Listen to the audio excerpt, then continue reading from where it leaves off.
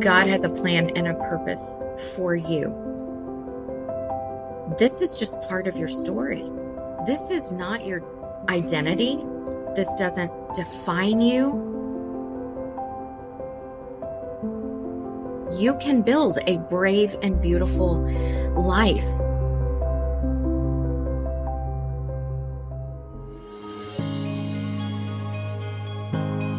Welcome to the Betrayal Recovery Transformation Podcast, where we explore the journey from heartbreak to healing and transformation. Here are your hosts, Chris Rocha and Jen Howie. Hey friends, welcome to the Betrayal Recovery Transformation Podcast, where we talk about all things betrayal, all things recovery, and all things transformation. I'm your host, Chris Rocha, flying solo today because Jen is out. She's got a job, folks, and she had to go do a few things at work today. So she's sorry to miss this conversation. Our guest today is Lisa. And Lisa, how do you pronounce your last name? It's Archinal. Archinal. Okay. Lisa Archinal, welcome to the podcast.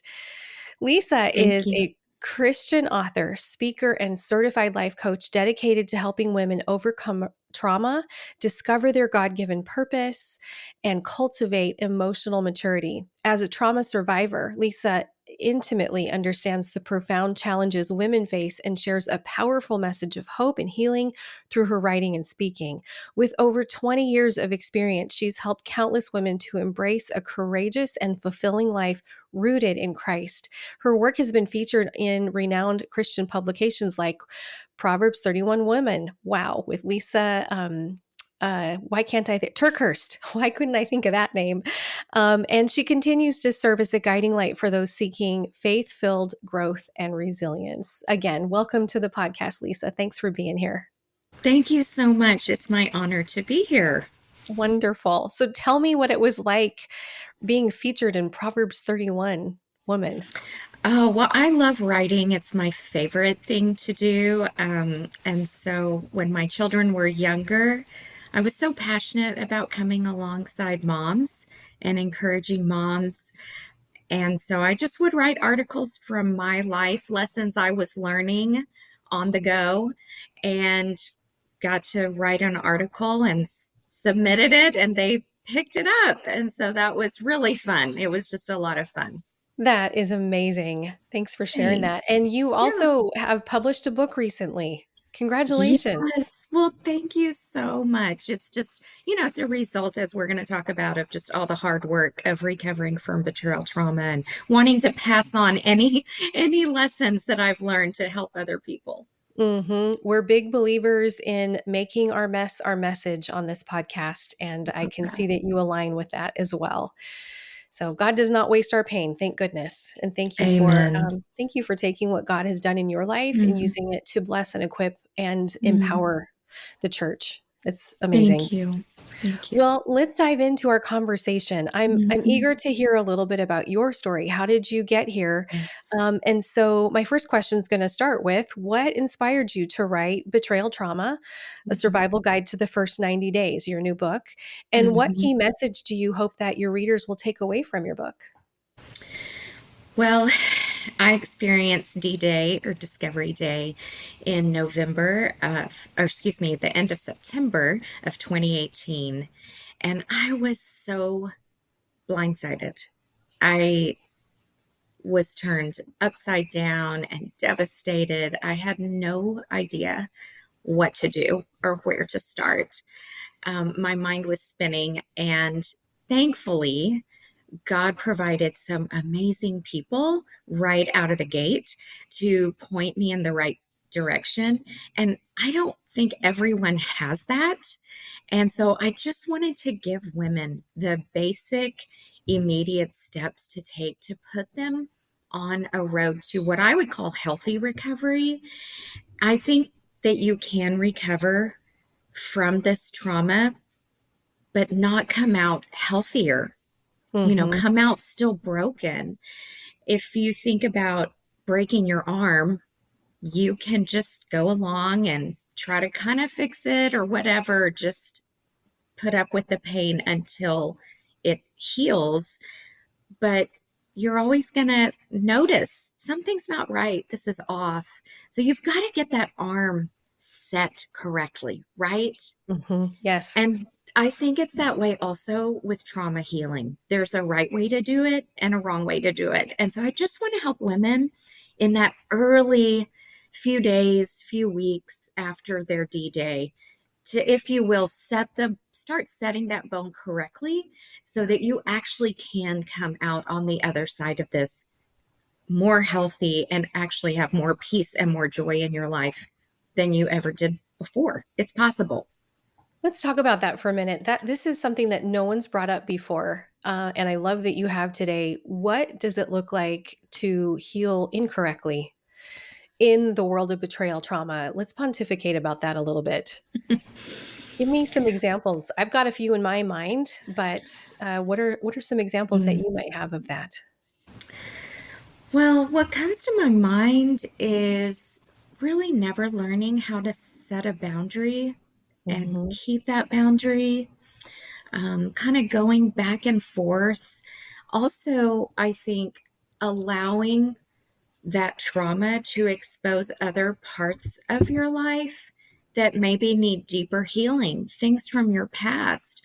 One of the things that the Lord did for me when this kind of bomb hit is it shook loose some things that needed to change in me, separate from the trauma, things in my past, right? And so I was able then to dig deeper in my own life and do some deep healing work and also learn just what does emotional health look like.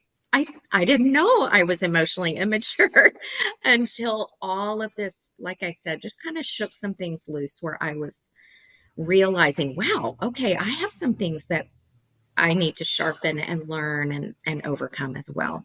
Does that answer the question? Is that helpful? So very well. Yes, I family of origin. We all come in Mm-hmm. with we didn't grow up with our spouses most likely, and we all have our own family of origin, stories, things that happened to us in school, Mm-hmm. traumas, things that made us who we are. We developed our attachment styles, our trauma responses, and our coping mechanisms prior to Mm-hmm. meeting our spouses most likely. And so and that's the filter that we process what happens in our marriage through.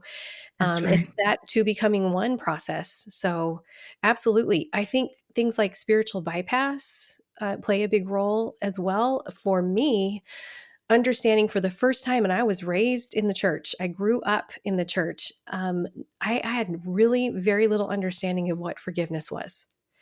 I thought forgiveness meant forgiving and forgetting. I had oh, as far as the east is from the west, a Bible verse in my head. And I thought, Yeah. oh, Yeah. I'm just that doesn't exist anymore. Well, it turns out I'm not God. God can do that. I don't think that we can as Mhm. believers. And so truly understanding what forgiveness is and isn't, and then putting that into practice was revolutionary for me. So I think that if a betrayed spouse comes out with bitterness, resentment, a boundary is a personal limit. It's not a fortress we build and hide behind, and it's not controlling or manipulating other people's behaviors. It's how we choose to behave ourselves. Yeah, I think your example of boundaries and the forgiveness example are two really key areas where we could not heal well or heal at all. And so, on that note, I'm curious. I don't know if you have a copy of your book right there, but would you Mhm. read the table of contents to us? I'm curious what you've got included in your betrayal survival guide. Yes. So I have, I think it's 8 chapters. Let me go back. Yes, I've got Okay. eight little chapters, and it's a very short book intentionally because trauma brain is a real thing. It's like you have a concussion and you're tired, you're probably not sleeping well, you're not eating well, you're not thinking straight when you're first hit with that trauma. And so having short, easy to understand advice, I think is particularly helpful. So some of the things that I put in here, my first step is creating a safe space. You cannot remotely begin to heal if you are not in a safe space. And so helping women to think through what is going to make me feel safe so that I can begin to process what has happened.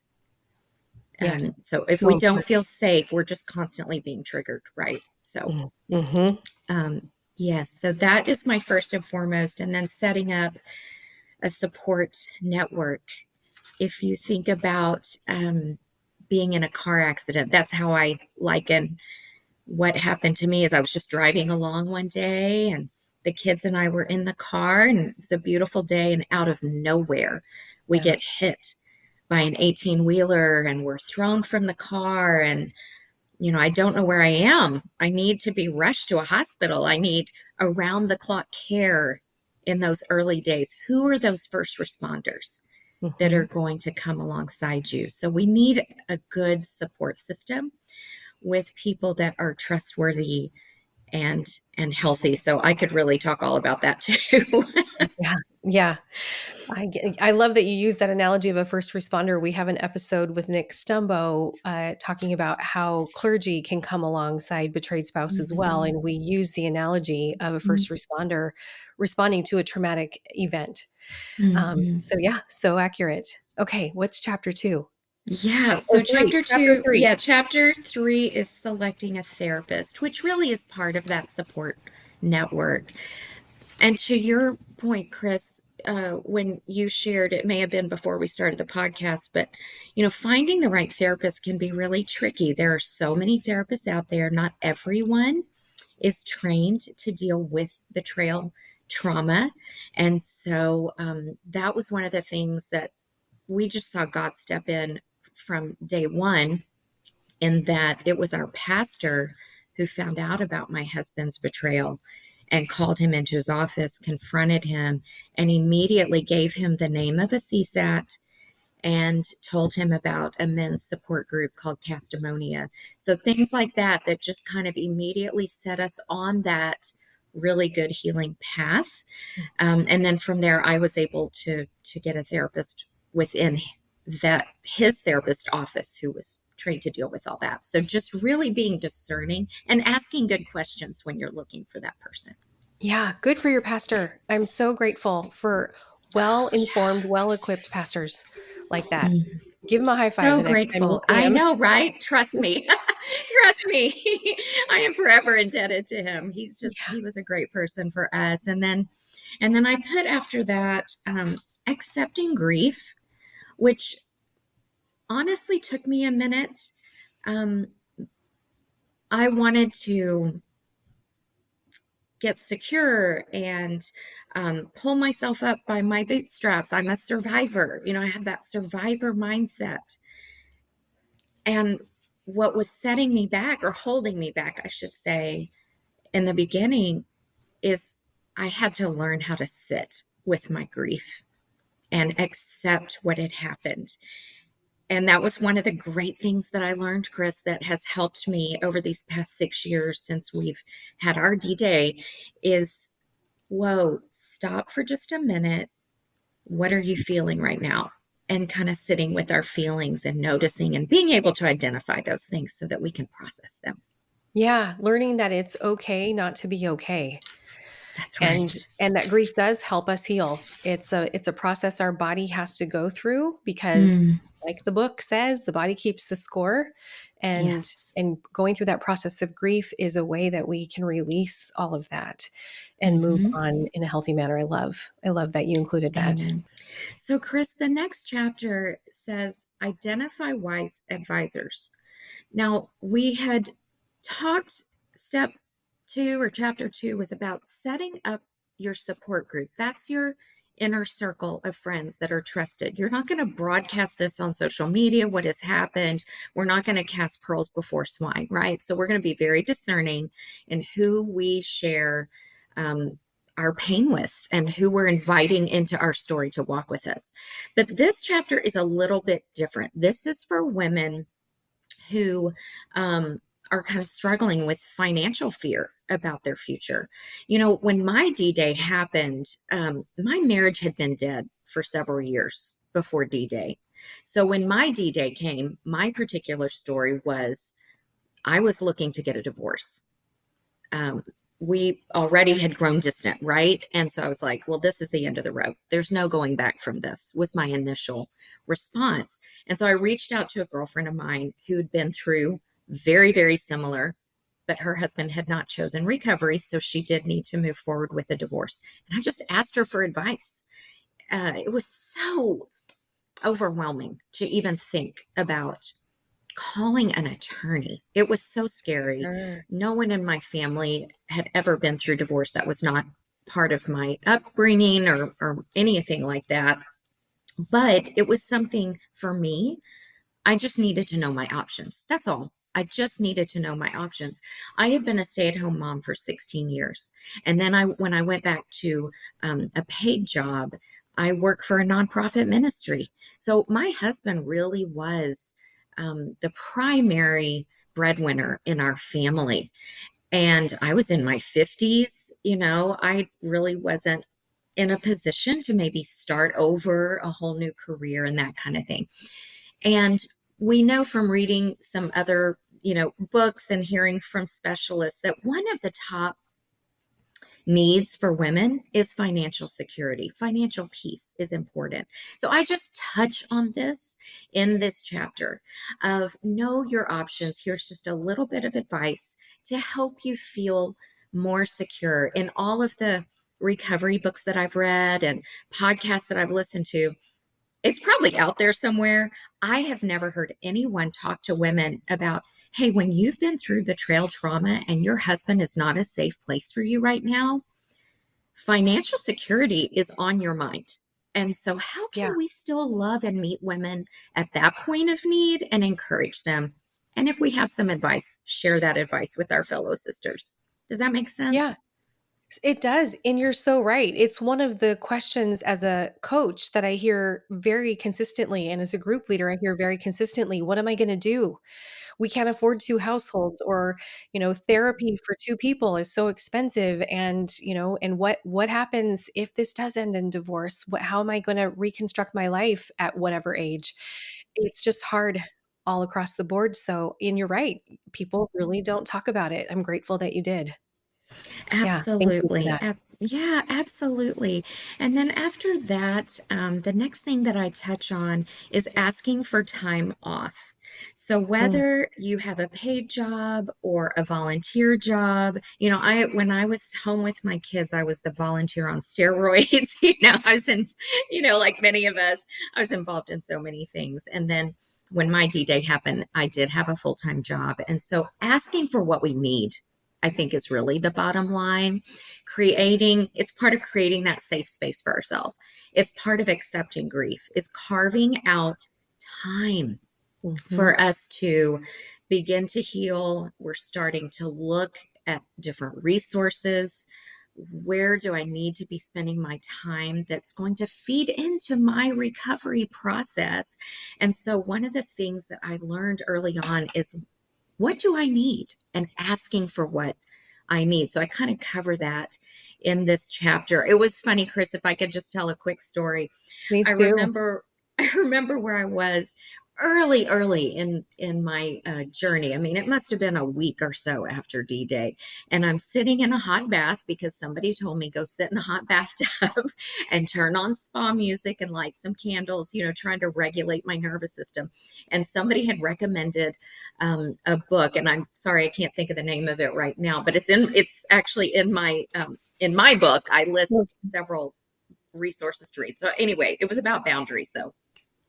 And this author is talking about boundaries. And first of all, I was like, what is she talking about? What is a boundary? I had no idea, Uh-huh.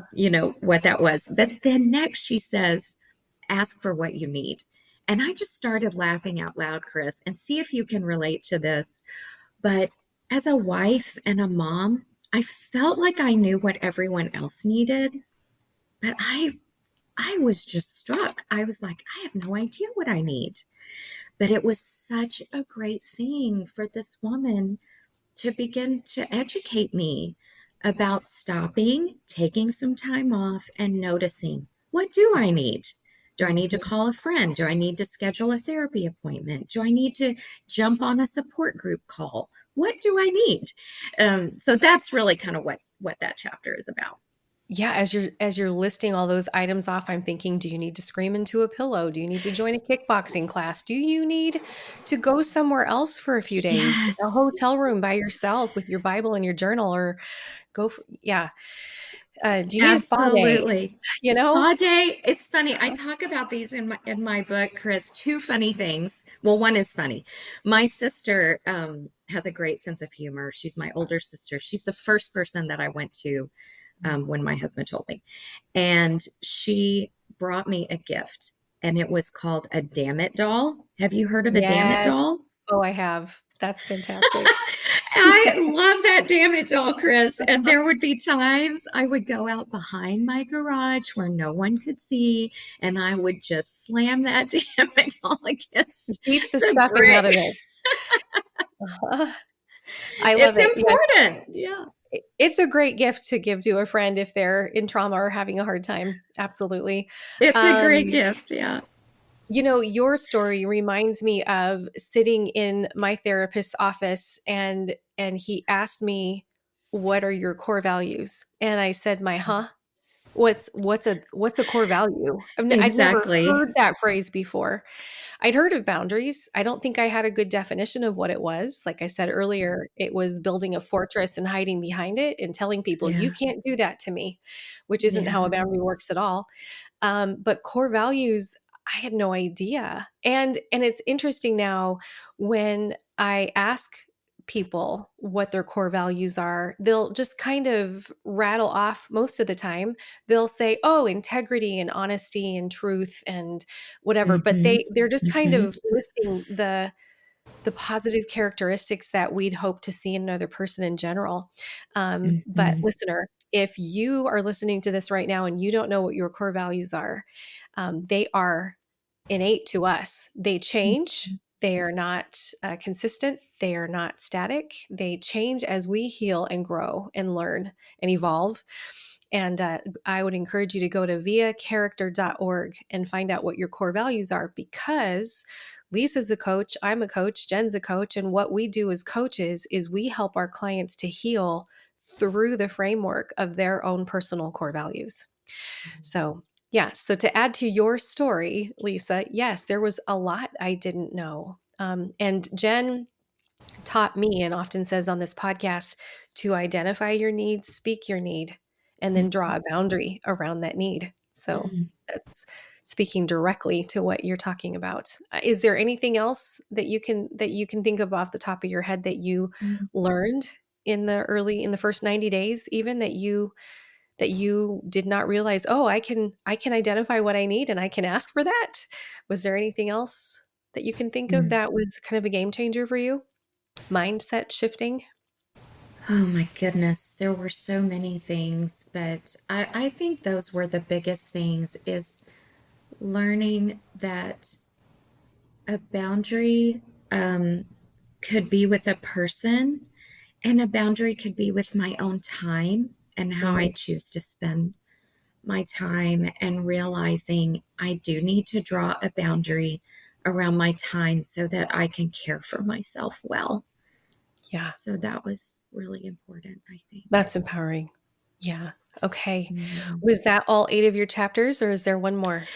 The very last one was just talking about, prayerfully considering what to say to your children. Mm, So we had three teenagers at the time. Our oldest was a freshman in college, and then we still had two at home. So something had to be said um, with children that age, and that was definitely the first or second hardest day of my life, was sitting our children down and talking to them.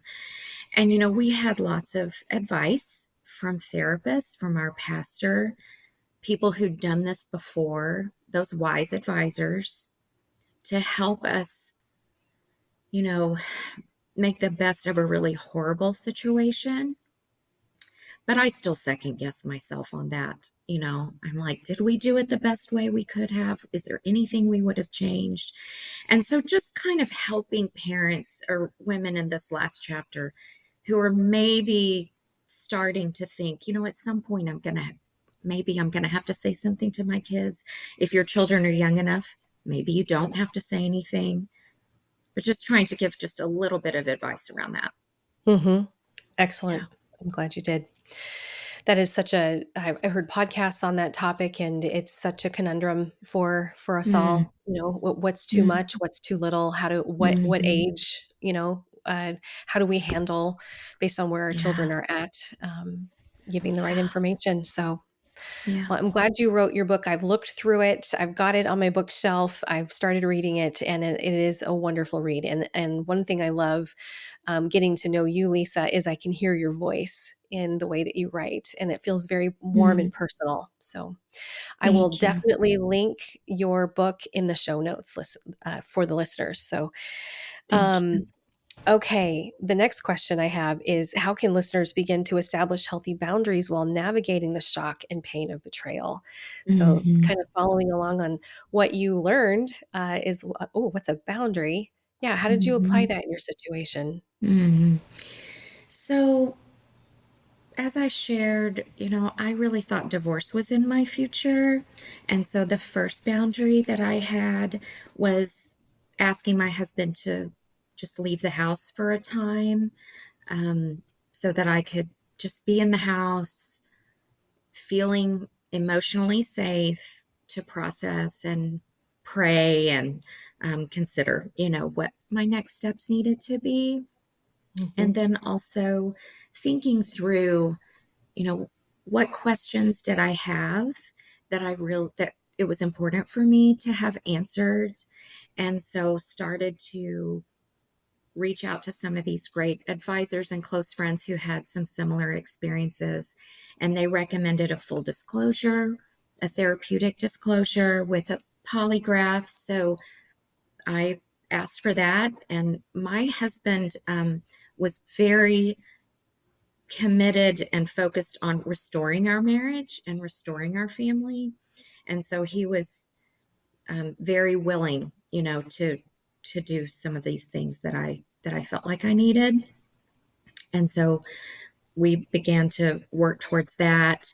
And then starting to set a boundary around, who am I going to tell this to? Who is really trustworthy?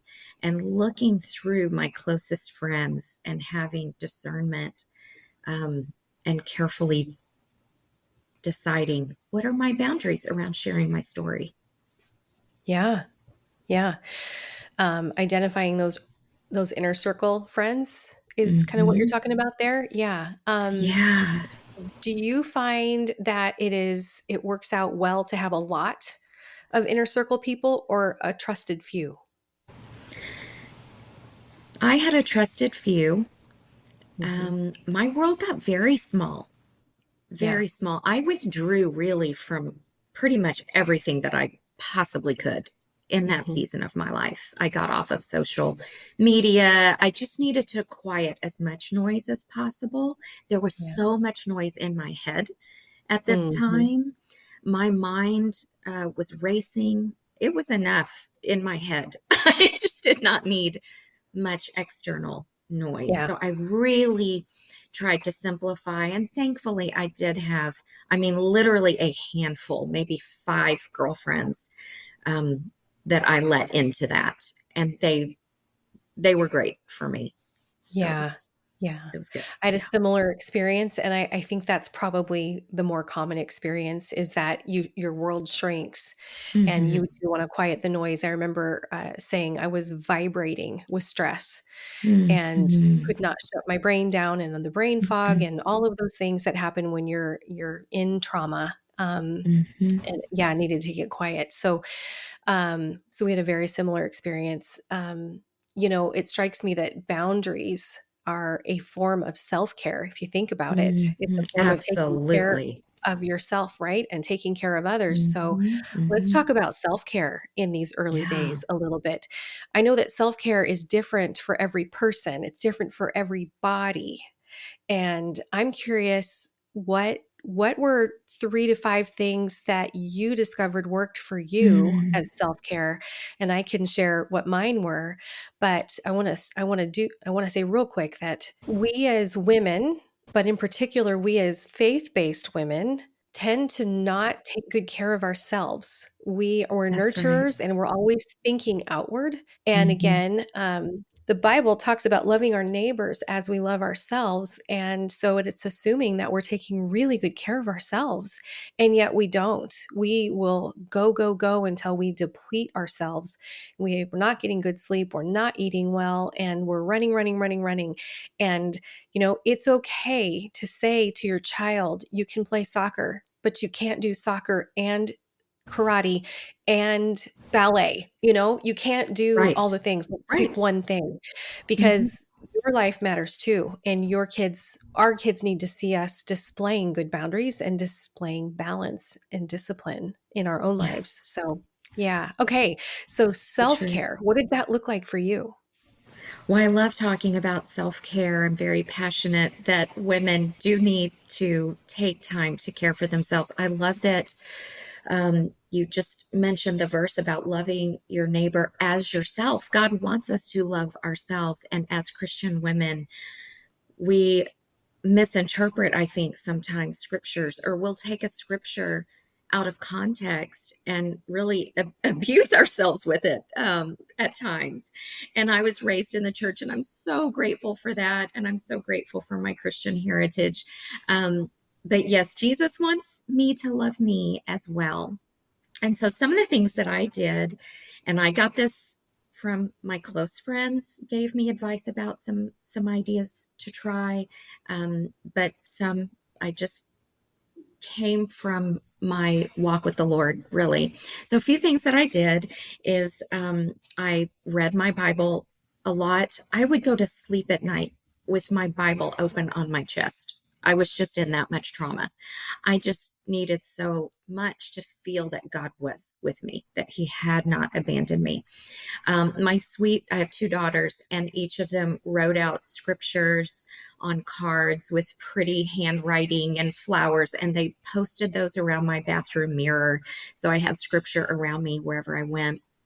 I even went on to Amazon and ordered a very inexpensive necklace that had Jesus' name on it. And I Mm. wanted to wear that necklace all the time. Again, just as a reminder, okay, I'm not alone. I'm not alone, because it can feel so isolating. Betrayal trauma has so much shame wrapped around it. And your world does tend to get smaller. And so I just wanted to remember He has not abandoned me, and He is not ashamed of me. He's with me. And it's really sweet because as our recovery began to really take shape, one year as a gift, my husband had a real gold necklace made for me, and my children wrote the name of Jesus in their handwriting. And so that's what I wear now. And so Oh, that's just a sweet. that's precious. I love that. Thank you. I never take it off. But I did start to take a warm bath in the evenings. And that's when I would read some of my recovery books that people had recommended. One of my girlfriends who'd been through this, she said, Lisa, while you're separated from your husband, you need positive touch. If you think about the five senses and how God uses all five senses, we can actually minister and care for ourselves through all five of our senses. And so Mm. that's what I tried to do. So she said, you need positive touch. She said, go get a massage. And I went and got a massage, and I decided to join one, mine is Massage Heights, but one of those chain massage places. And it's a small fee per month. And I started getting a massage every month. It was all about learning how to calm my nervous system, and kind of self regulate. And then drinking lots of water and going for walks. Walking is literally therapeutic. If It you've sure heard of is. EMDR, walking is a form of EMDR. And so Uh-huh. taking walks, listening to worship music, lighting a favorite candle, think about those five senses is what I encourage. Mhm. And what is something that blesses you or brings you joy or peace in each of those areas. Mm-hmm. So powerful. I haven't heard anyone say it that way of thinking of the senses, but that makes so much sense to me. Um, and the walking, yeah, it activates the right and left part of the brains. It's the back and forth, the swinging of the arms. It's you're using the left and right sides of your body, and it does help regulate. Yeah. So my favorite forms of self care, I had to learn. I had to learn because we think of self care, I think, as pampering, That's and right. and Yeah, pampering can be a part of self care, but it's not the whole of self care. Maybe that's self right. care is actually doing something hard that you've been avoiding. Hmm. Like, get it done. Do the hard thing. Beautiful girl, you can do hard things. And Yeah, good. so for me, um, this was something hard, but I had always been very curious about watercolor painting. I'm not an artist. But I love watercolor. I want to jump into those pictures and get lost. And I find watercolor to be very soothing. It's aesthetically pleasing. And so I took a watercolor class and I had to learn how to sketch, which was hard. My brain wasn't wired that way. But that was probably the one thing for me where I entered that state of flow where you lose your sense of time and space outside of the world. I Yeah. could hear voices around me, but I was so locked into that painting that almost became my world. Was that beautiful forest landscape I was painting, or the Yep. bird I was painting, and it just was such a beautiful escape from what was happening in reality. I started prioritizing getting good sleep. So, Yes. Yes. taking there's this product called Recess. You can get it on Amazon. It's this berry flavored magnesium drink that you can Mm-hmm. have at night, and that helped a ton. But prioritizing good sleep, bubble Mm-hmm. baths definitely with magnesium. The Epsom Mm-hmm. salts in the bath was Yes. so relaxing. Yes. I'd light a candle, and yep, and read a book or listen to a recovery podcast while I was in there. And then you touched on this, Lisa, establishing a regular spiritual practice.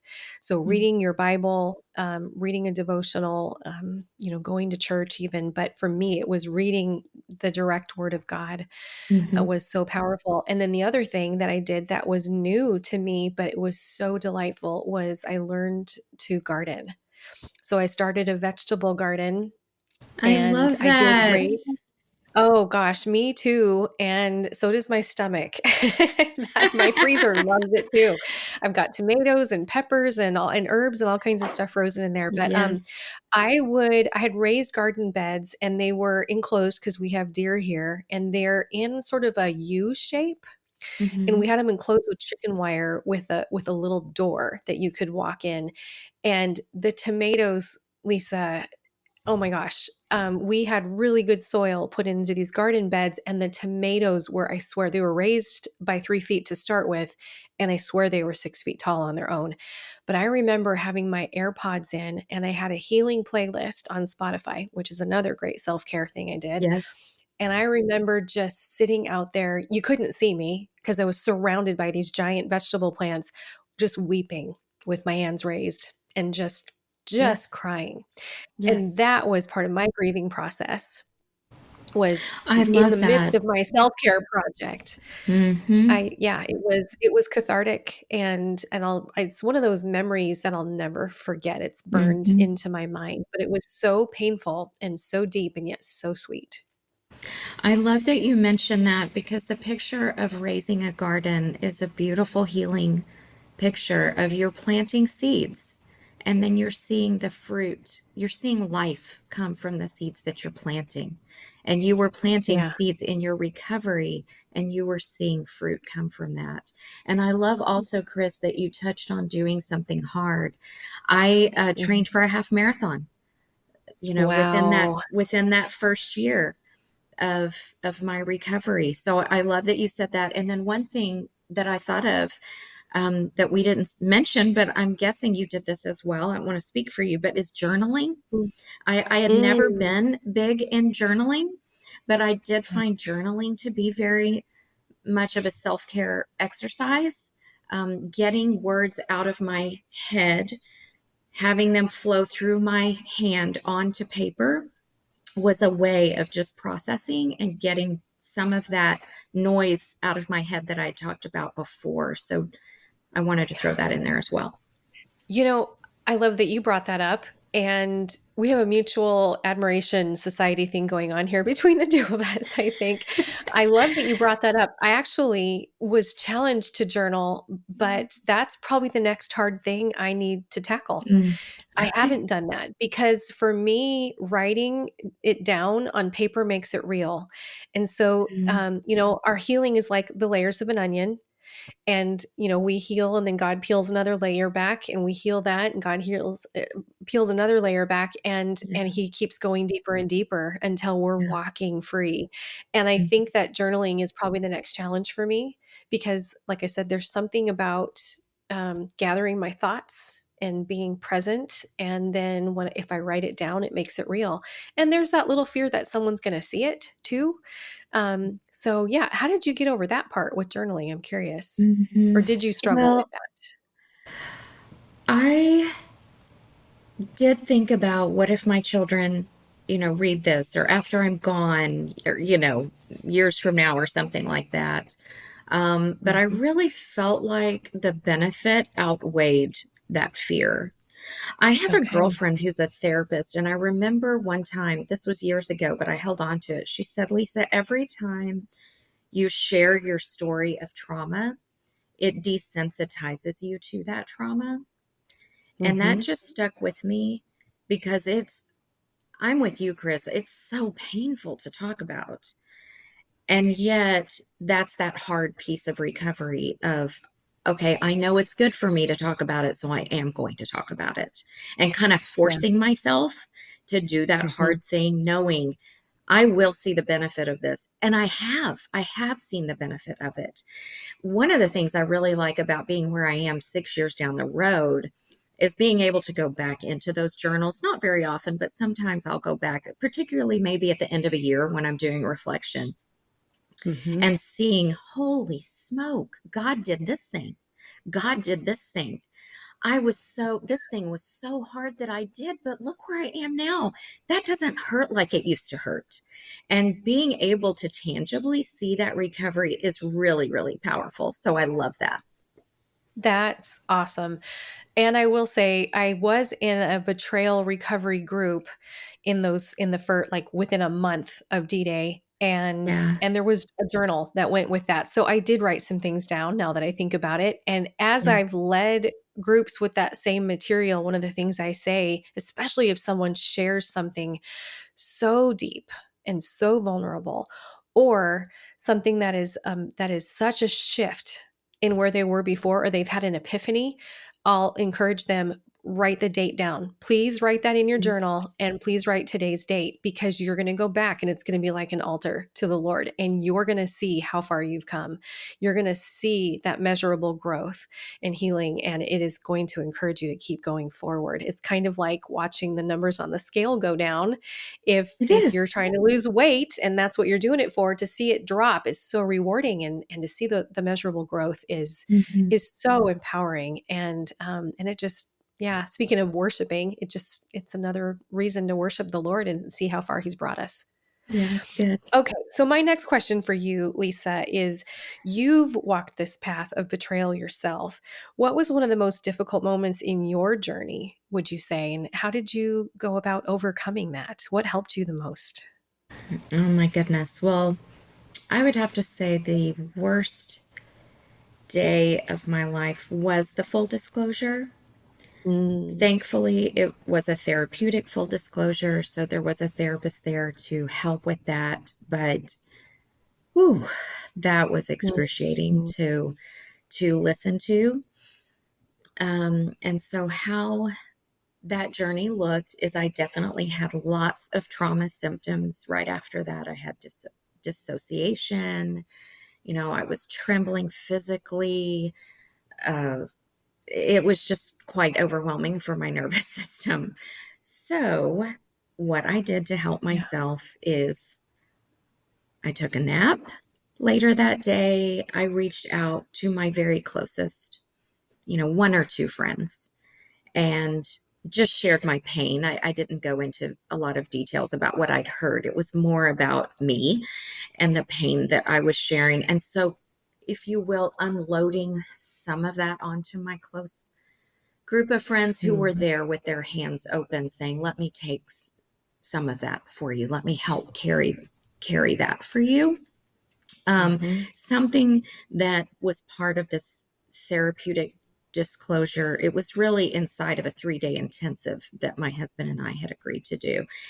And as part of that, I had to go to a support group meeting that night.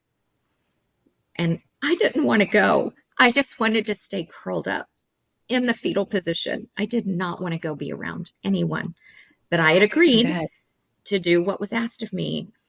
And so I went to a support group meeting. And thankfully, this is again where God stepped in for me. There was a woman there who I had gotten connected with, and she said, I'm going to meet you there and I'm going to sit with you. And just those little God moments where God knew, and He said, you don't have to do this by yourself. I'm going to bring somebody else. So even really forcing myself to go to a support group meeting when I didn't feel like it, I did that. And that really did help to be in a room with other women who had gone through what I was going through. It was super helpful. Does that help answer that question? Hugely. Yes. Okay. Yes. We're going to have Dan Drake come on the podcast to talk about what a therapeutic disclosure entails. But it is such an amazingly powerful talk about doing hard things. Oh my goodness. I don't know that there's much harder than that in the world of betrayal, trauma, and recovery. But Dan's going to come on and outline what therapeutic disclosure is and how it should be, how it's done properly, because there is a methodology to it. Absolutely. The struggling Mm-hmm. spouse has support, the betrayed spouse has support. There's planning going up to the disclosure day, then there's Right. disclosure day where everyone has their support people present, and then there's an after plan as well. And I have Right. participated in that with clients. And it is, I will say that the statistics, listeners, the statistics are on the low, on the, let's say maybe 60% of people think that this is a good idea going into it. And afterwards, it's like in the 90s. So the experience I've had with clients, I've never been through a therapeutic disclosure myself. I wish I had. I didn't know about it until years later. So I got the staggered disclosure. But the women that I've done this with has said it was one of the hardest things they've ever done, but it created that ground zero where okay, I know all the Absolutely. things, it's out, and now the clock starts. Now I can truly begin to heal. Was that your experience? And they're all so glad that they did it, and they're kind of proud of themselves. Like, I'm kind of a formidable woman. I'm kind of a, forgive my spicy language, but I'm kind of a badass person. Thank you for I saying did that. I that. was like, could I say that word? I don't know. Yeah. We're just Sometimes you saying it. just It's need my the podcast. spicy We're word. doing it. Yes, Sometimes it the just spicy works. word is I'm the kind of only a one. badass woman here. That's exactly Yeah. right, Chris. You took the words right out of my mouth. That was our ground zero. That's my husband's sobriety date, because Oh, it's not the acting out. It's the honesty. It's the yes. honesty. That is the most base sobriety recovery that you can have. And so Amen. my husband has been a completely honest man since December 5th, 2018. And it was that cracked the door to shine just the tiniest bit of light, Chris, for me to think maybe we could restore this marriage. It was absolutely zero before that. And now the Wow. door was cracked open. So I really can't say enough about the power of a therapeutic disclosure. Again, to your point, Chris, having somebody who really knows how to do it the right way, because you just want to make sure you're doing it but it's powerful in healing. Mm, hmm. And listeners, you can't see it, but behind Lisa, she's sitting in front of her fireplace in her lovely home. She has this beautiful metal work behind her that says, "But God." And oh my gosh, that's straight out of, gosh, is that from Genesis, the story of Joseph? I think it is. Yes. But Yes, that's yeah, one of my this and this and favorite this happened. verses. But God, gosh, mine too. And look what God did. I have said on here many times, and I've learned, I've grown through the podcast. I think in the beginning of the podcast, I said, I'm grateful. I'm so glad, that God allowed this in our lives. He didn't cause it, but he allowed it because look what's come from it.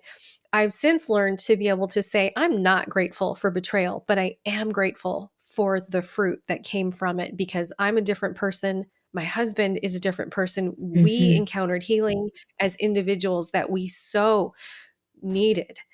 And that working on our own selves, pursuing our own healing, Yes. then created two far more healthy individuals to come back. And now we have the marriage that we always dreamed of. Would the same be true for Same. you? Oh my goodness. Well, I wish people Awesome. could see my head is shaking like a bobblehead figure because I'm just agreeing with you so Uh-huh. strongly and enthusiastically. But absolutely, I had to focus on my healing journey.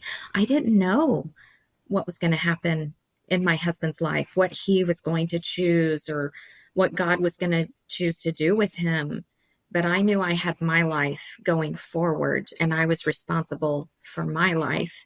And so all I could do was focus on my healing and recovery. And the Lord allowed me to just sort of look over every once in a while and notice, oh, my husband is also doing really good work. So we were sort of like two cars driving down the same highway. I was in my lane, he was in his lane. And every once in a In while, your the own Lord, cars, in our own cars, we were not in the not same in the car. same car. Thank you for clarifying that. Yes, Yeah. in our own cars. And Yeah. we are not the same people we are today, Chris. And I look now and I think this is the marriage at almost 60 years of age that I had prayed and prayed and prayed for. And now we are here. So I'm Now you're grateful. There here. is hope. There's hope. Yeah. And it's not that there's no hardships or even, I'm not speaking for either of us, but for Yeah, the woman who's listening, relapses can occur. We might revert back to old coping mechanisms, kind of a knee jerk reaction. We have our own relapses too. We that's all, as right. humans, That's have right. habits where we're trying to medicate a pain that is not the healthiest choice. Retail therapy was something that I struggled with. Instead of I'm going to go check out what's on Amazon instead of like, okay, I'm uncomfortable. What emotion am I feeling? What do I Mm, need to do about this? I need to articulate what my need is around mm, this and identify where this pain point's coming from so I can press in and heal it instead. But anyway, relapses can happen, disagreements can happen in the marriage, uncomfortable situations still happen, absolutely. but the difference is that we've learned tools and we've learned skills and we can now, like you said, Lisa, it isn't about the perfect behavior at all. We're not No. looking for that. We're not even capable of that. It's Hmm. it's the honesty, and I'll quote it for all time and eternity. That redhead in Desperate Housewives, her name was Brie on the show. I watched it very little, but I caught this one episode that stuck with me. Gosh, it's been 25 years later, 30 years maybe, where she said, "You'll be shocked what I can handle if you're honest with me." And that is Oh, the I God's honest love truth. that. Isn't that so good? Oh, that's so good. I'm going to write that down. I love Yeah. that. Yeah, you'll be shocked what Mm, I can handle if you're honest with me. And so if our spouses are struggling, I'd love that honesty, or I'd love for them to be honest with an accountability partner. Or if there's a need that they have, or if there's a topic. Gosh, my husband and I just went on a short vacation to Leavenworth, Washington. Highly recommend it, listeners. It's beautiful in the winter and in the summer. They call it America's snow globe. And when it's not snowing, there's amazing things to do, hiking and biking and waterfalls and all that stuff. But anyway, we went there and we had one of the best date nights we've ever had. And we're sitting there eating steak and shrimp, having a lemon. I had a lemon drop that night. We yeah. just were like pulling all the stops out. And it was about our recovery journey. That's what we talked about. And we Mhm. were just popping off one measurable after another and asking hard questions that 4 years ago, he would have shrunk. I would have never asked that question. It would have made us so snaky uncomfortable. But we just dove in and had these intelligent responses. And it was like a ping pong match, just going back and forth. And it was so fun. And then we went shopping afterwards and I got some dessert. So we can get there. We can get there. But Yes. like you were saying, Lisa, gosh, look at how far you've come. Look at how far we've come. And if I could high five you, I would if we were in person right now. What would you say to the woman because we're talking about happy outcomes. What would you say to the woman who's read your book Mhm. Mhm. and her marriage does end in divorce? Mhm. What's the I Mm. don't want to say silver lining, but what's the hope that she Mm. can hold? And I'm putting you on the spot, so Okay. Yep. I've got something. okay. Okay. First of all, God knit you together. You are God's idea. You are his poem, his workmanship. And that has never changed.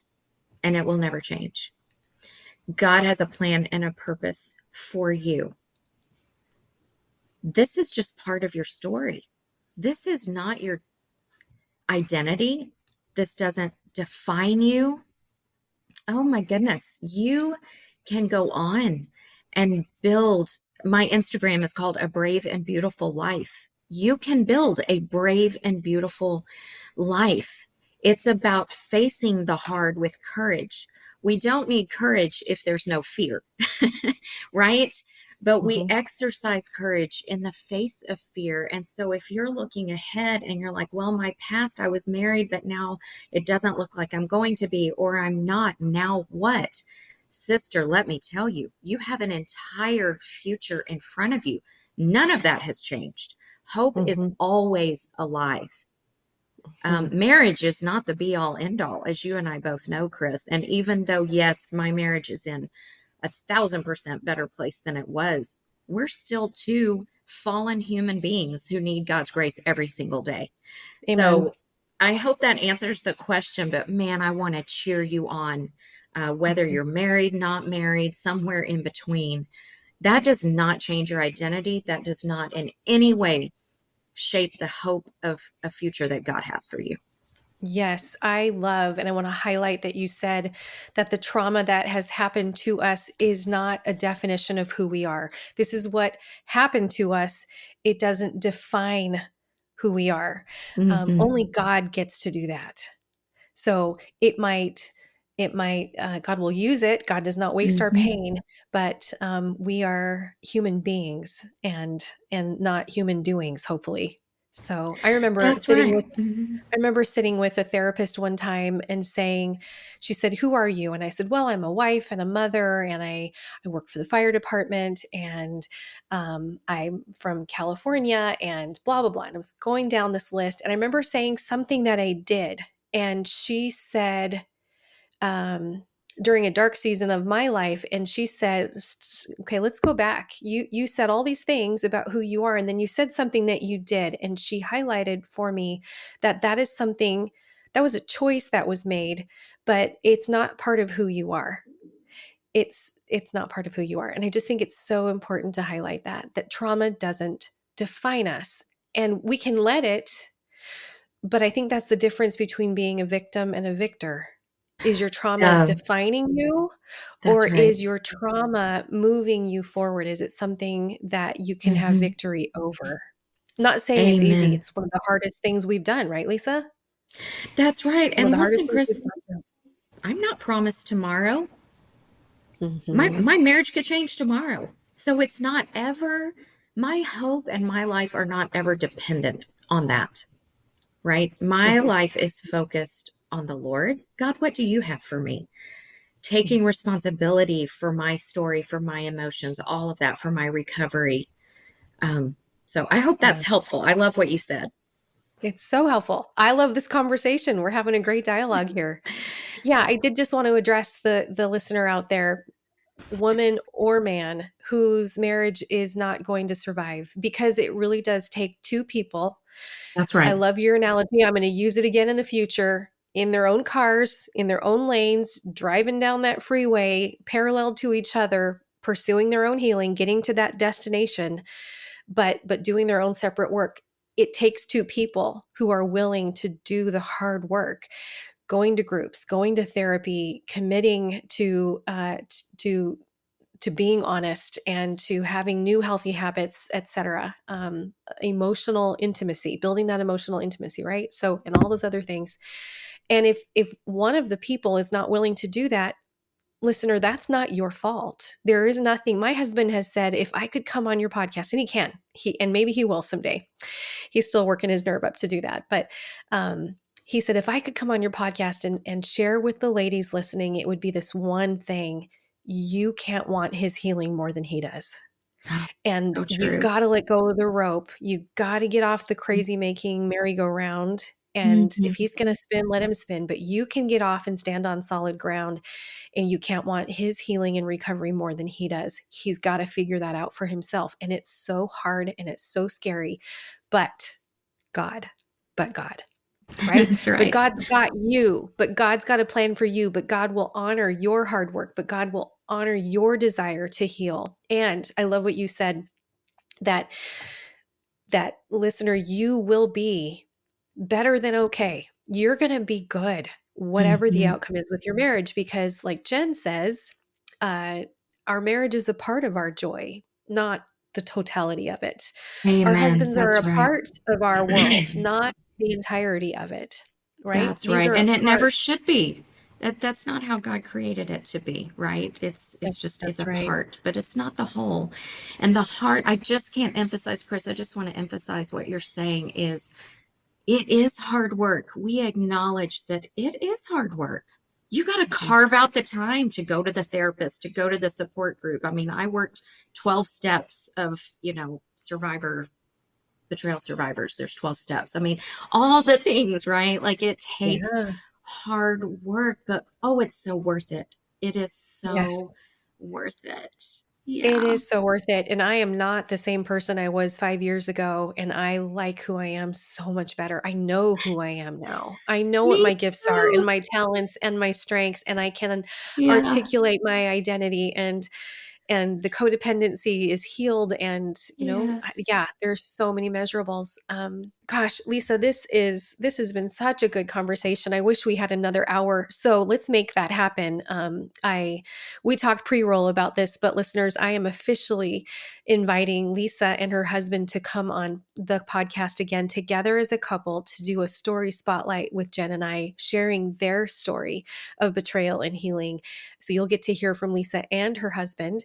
And so we'll keep you posted on when that's going to happen. But I'm so grateful to have had this time with you and to know you now and to be able to network with you in the future going forward. In closing, Lisa, is there a final word of practical advice or encouragement you'd like to give to someone listening right now who feels stuck or hopeless in this betrayal and then recovery situation? Well, we talked about how it is hard work, so I just want to acknowledge and validate those feelings, that it is hard. I think I would ask questions as a coach of, you know, what are you working on? What steps are you trying to take? And can you think of one step? What is one next step that you could take that would at least just face you in the direction towards healing? It can be overwhelming as I'm sitting here talking about all these different things that pour into recovery, right? That can feel overwhelming. Boil it down. What is one step that you could take today to take care of yourself, to move you in that direction of healing? hmm Beautiful. That's a great wrap up. Thank you. And the thing I was going to say earlier that I couldn't remember was, I know women, because finances, you mentioned this earlier on in our conversation, finances are an issue. I know women who were so determined to heal and to do what was required of them that they worked a second job. Oh, yeah. So, and here's what I want to say. I can hear eyes rolling right now. I can hear it. There's a lot of them.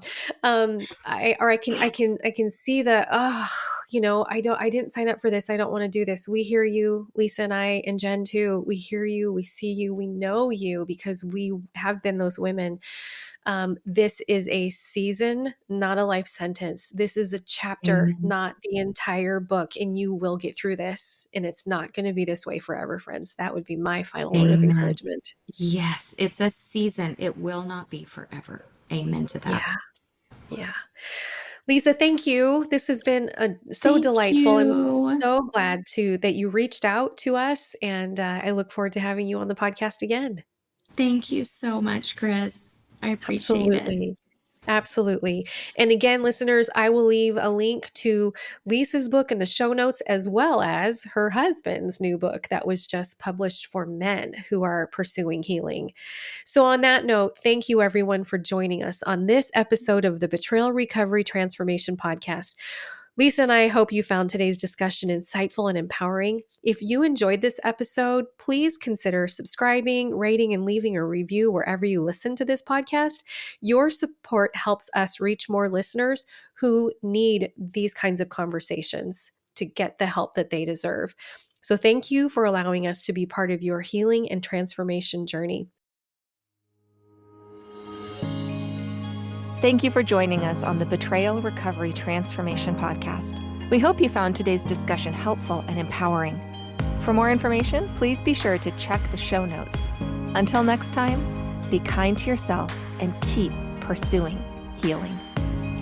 A ministry supported by Pure Life Alliance.